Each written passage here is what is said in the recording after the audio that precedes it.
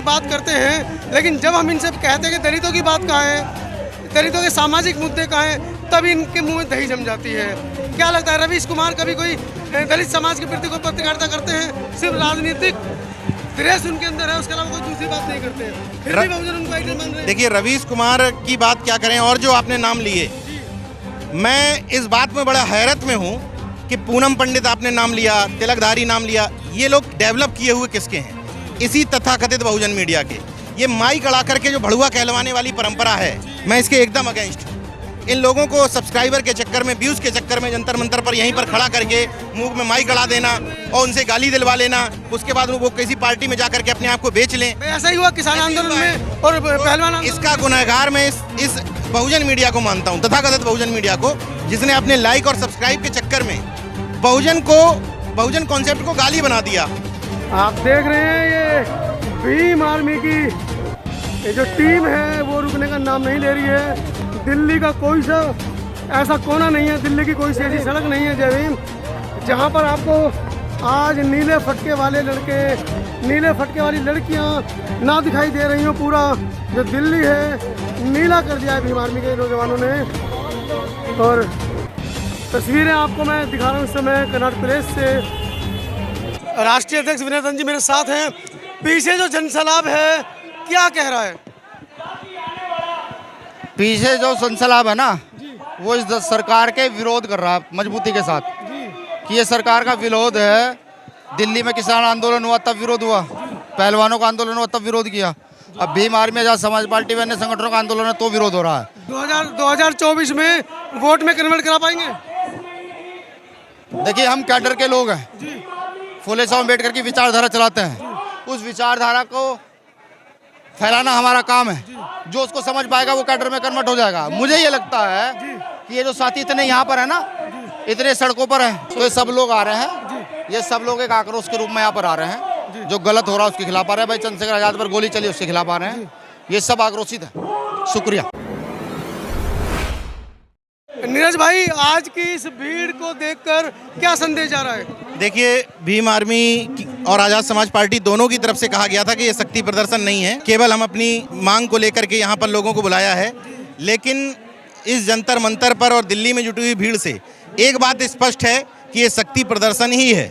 न सिर्फ सत्ता पक्ष को बल्कि विपक्ष को भी जवाब दिया जा रहा है कि जिन लोगों को आप इग्नोर कर रहे हैं उनके पास बड़ी तादाद में लोग हैं। इस आज के आयोजन के बाद जैसा अभी दिख रहा है, शुरुआत बहुत शानदार हुई है। इतना तय है कि चंद्रशेखर आज़ाद को ये भीड़ एक बहुजन नेता के रूप में एस्टेब्लिश कर देगी। हाँ, ये भीड़ तो यही कहती है, इसलिए क्योंकि पूरे देश के कोने कोने से लोग आए हैं। मैंने तमाम लोग देखे, साइकिल से आए हैं, लोग ट्रेन से आए हैं, बसों से आए हैं, पैदल चल करके आए हैं, और आप लगातार यहाँ कवर कर ही रहे हैं। तो अभी तक मुझे जो माहौल समझ में आया, मुझे ये समझ में आ रहा है कि लोग एक ऐसे नेता की तरफ आशा भरी नज़रों से देख रहे थे जो युवा हो, मुद्दों पे लड़ता हो, मिशनरी हो। राजनीति का जो स्तर है वो कहीं दिख नहीं रहा था, तो लोग ऐसा लग रहा है कि कहीं ना कहीं विकल्प ढूंढ रहे। उत्तर प्रदेश में छटपटाहट थी।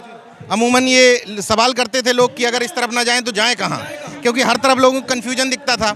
लेकिन अब उनको एक ऐसा नेता मिला है जो पाखंड और अंधविश्वास के विरोध में बोलता है, पूरी तरीके से मनुवाद और सामंतवाद के खिलाफ में खड़ा रहता है, गोली लगने के बाद भी दहाड़ रहा है। तो उनको एक आशा भरी नज़रों से देख रहे हैं।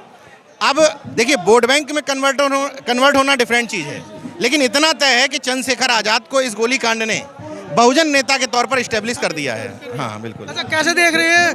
तमाम जो विपक्ष है उसने अपना नाम इंडिया रख लिया, इससे बौखलाहट है केंद्र सरकार में। हाँ, ये मैं तमाम बीजेपी नेताओं से मिला इस बीच में, तो ये समझ में आता है कि इंडिया से बौखलाहट है, क्योंकि उसकी वजह है। अभी तक क्या होता था कि बीजेपी आगे चलती थी, विपक्ष पीछे चलता था। इस बार ऐसा बाण छोड़ा है कि विपक्ष आगे है, सत्ता पक्ष पीछे है। इंडिया का इतना बृहद मैसेज गया है कि अब ये भी नहीं कह सकते सत्ता पक्ष वाले कि इंडिया वाले चोर हैं, इंडिया वाले भ्रष्ट हैं। इसलिए बौखलाहट है। एक वकील के माध्यम से FIR भी करवाई जा रही है। हाँ, तो करेंगे, खुरापात करेंगे, लेकिन मुझे लगता है कि जिसने भी स्ट्रेटजी इसकी बनाई है बहुत बड़े कॉन्सेप्ट के साथ बनाई, और जब लड़ाई इंडिया बनाम एनडीए हो जाती है तो अपने आप में इनका जो छद्म राष्ट्रवाद है उस राष्ट्रवाद को भी ये इंडिया चुनौती दे रहा है। अच्छा, व्यवस्था परिवर्तन की बातें कम चल रही हैं, सामाजिक परिवर्तन की बातें कम चल रही हैं मंचों पे, राजनीतिक परिवर्तन की बातें ज़्यादा चल रही, कैसे देखते हैं? हाँ, इस बात का थोड़ा अफसोस मुझे हमेशा रहता है, क्योंकि हम आप पत्रकार हैं, मुझे बहुत ज़्यादा राजनीतिक परिवर्तन से ज़्यादा मतलब रहता है सामाजिक परिवर्तन से। तो ये बात सही है कि लोगों को लगता है पता नहीं क्यों कि अचानक से सत्ता बदल जाएगी तो जाएगा, वो उस जमीनी हकीकत पर उस मतलब धरातल पर काम नहीं करना चाहते जिससे बहुजन यूनिटी कायम होगी। लेकिन फिर भी तमाम सारे ऐसे लोग हैं इसी राजनीतिकों के बीच में, जैसे चंद्रशेखर ही उसमें बड़ा उदाहरण है, स्वामी प्रसाद मौर्य उसी में उदाहरण है, चंद्रशेखर यादव बिहार वाले उदाहरण हैं, स्टालिन उदाहरण है, जो इस राजनीति में भी, जो इस राजनीति के बावजूद सामाजिक परिवर्तन के लिए काम कर रहे हैं। आपको नहीं लगता बहुजन समाज जिनको अपना आइडियल मान रही है, कुछ ऐसे वक्ता, कुछ ऐसे पत्रकार, रवीश कुमार को ले लेते हैं, पूनम पंडित को ले लेते हैं, एक शर्मा करके, मोहित शर्मा करके लड़का है, या एक वो तिलकधारी है त्रिपाठी, ये सब जो हमारी भीड़ में आकर राजनीतिक परिवर्तन की बात करते हैं, लेकिन जब हम इनसे कहते हैं कि दलितों की बात कहाँ है, दलितों के सामाजिक मुद्दे कहाँ हैं, तब इनके मुंह में दही जम जाती है। क्या लगता है, रवीश कुमार कभी कोई दलित समाज के प्रति कोई पत्रकारिता करते हैं? सिर्फ राजनीतिक ड्रेस उनके अंदर है, उसके अलावा कोई दूसरी बात नहीं करते हैं, फिर भी बहुजन उनको आइडियल मान रहे हैं। देखिए, रवीश कुमार की बात क्या करें, और जो आपने नाम लिए, मैं इस बात में बड़ा हैरत में हूँ कि पूनम पंडित आपने नाम लिया, तिलकधारी नाम लिया, ये लोग डेवलप किए हुए किसके हैं? इसी तथाकथित बहुजन मीडिया के।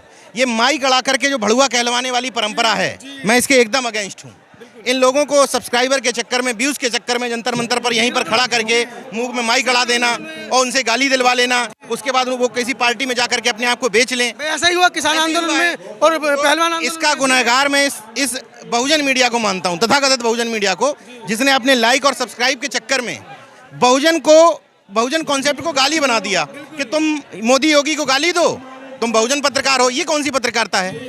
एक्चुअल में बहुजन पत्रकारिता का मतलब है उनके मुद्दे उठाए जाएं, लोगों को पाखंड अंधविश्वास से दूर किया जाए, विज्ञानवादी बनाया जाए, तर्कवादी बनाया जाए, उनके हक हकूक और अधिकारों को समझाया जाए। लेकिन यहाँ पर क्या है, गाली दिलवाने को पत्रकारिता कहा जा रहा है। एक अर्णव गोस्वामी उस तरफ बैठा है। मनुस्मृति की बात करेंगे तो इनकी हवा खराब हो जाती है। देखिए, उनका तो चरित्र जो है वो क्लियर है, लेकिन मुझे अफसोस है कि उनको बढ़ा कौन रहा है, उनका महिमा मंडन कौन कर रहा है, बस वो दिक्कत है। क्या मैसेज दे रहे हैं युवाओं को 2024 की तरफ, क्या करेगा वो? मैंने फिर से कहा कि हम लोग राजनीतिक परिवर्तन वाले लोग नहीं, सामाजिक परिवर्तन वाले लोग हैं। इन युवाओं को अगर ये लोग सुन रहे हो तो एक चीज़ तो जरूर करनी चाहिए कि अनुशासन पहले मस्ट है। अमूमन अब बहुजन समाज के जो संगठन है उनमें अनुशासन कम देखा जाता है। अनुशासित रहें और अनगाइडेड मिसाइल की तरह काम ना करें। आपकी दिशा निर्धारित हो, लक्ष्य निर्धारित हो, अपने राष्ट्रीय अध्यक्षों के या जिसके हाथ में संगठन की कमान है उनके दिशा निर्देशों का पालन करें। ऐसे एक स्वर में ऊपर से मुंह किया और सारे सियारों की तरह हुआ करने लगे, उससे कुछ परिवर्तन नहीं है। मुद्दों को समझें, विचारों को समझें और उन मुद्दों के हिसाब से काम करें। बहुत बहुत धन्यवाद। हमारे आंदोलन के साथी हैं भाई नीरज पटेल जी, और आप अक्सर इनको टीवी डिबेट्स में देखते हैं, चैनलों पर देखते हैं। आज पहली बार समता आवाज़ टीवी के लिए एक बहुत ज़बरदस्त इंटरव्यू उन्होंने दिया है, और हमारे जैसे लोग हमेशा जुड़े रहेंगे, लगे रहेंगे सामाजिक परिवर्तन के लिए। राजनीतिक परिवर्तन हो या ना हो, माननीय काशीराम साहब कहते थे, तमाम बहुजन महापुरुष कहते थे, सामाजिक परिवर्तन पहले है, राजनीतिक परिवर्तन हो या ना हो। धन्यवाद, शुक्रिया। भीम आर्मी के समर्थन में आप देखिए राष्ट्रीय लोक दल के झंडे भी यहाँ पर दिखाई दे रहे हैं। कहा जा रहा था कि सारे विपक्षी दल आज यहाँ एकत्र होंगे। आरएलडी का झंडा भी यहाँ पर दिखाई दिया है। क्या जय हिंद, क्या क्या मजबूत है आरएलडी का। क्या मांगे? हाँ, मांग भैया, मांग ये है जो चंद्रशेखर भाई पे ये अटैक हुआ है, इसकी सीबीआई जांच होनी चाहिए, और जो दोषी हैं वो फर्जी पकड़े गए, वो सही जो है वो खुला नहीं है जी। जो जातिवादी मानसिकता इन लोगों की है वो सही आनी चाहिए, और जो सही घटना हुई है खुलनी चाहिए। जैन चौधरी, हाथरस कांड में जैन चौधरी पर जिस तरह लाठीचार्ज हुआ, लेकिन उस तरह का जनसैलाब नहीं उतरा था पूरे देश के अंदर, लेकिन आज ऐसा क्यों है? आप लोग भी समर्थन देने को भी वैसे सुनो, हमारे राष्ट्रीय अध्यक्ष जैन चौधरी जी हैं, और उनके साथ में मत हुए, उसका इलाज हमने ऐसा किया। आपने देखा होगा, ये वही ताकत थी किसानों की, सब राष्ट्रीय लोकदल की। 13 महीने तक देश के जो प्रधानमंत्री झुके और बीजेपी सरकार घुटनों पे आई और गलती मान करके वे वापसी हुए। क्या लगता है आपकी मांगों को वर्तमान की सरकार मानेगी? ना मानेगी तो और मनवा देंगे। ये तो राष्ट्रीय लोक आजाद समाज पार्टी ऐसी अपने आप मनवा देंगे। चंद्रशेखर भाई जिंदाबाद जिंदाबाद।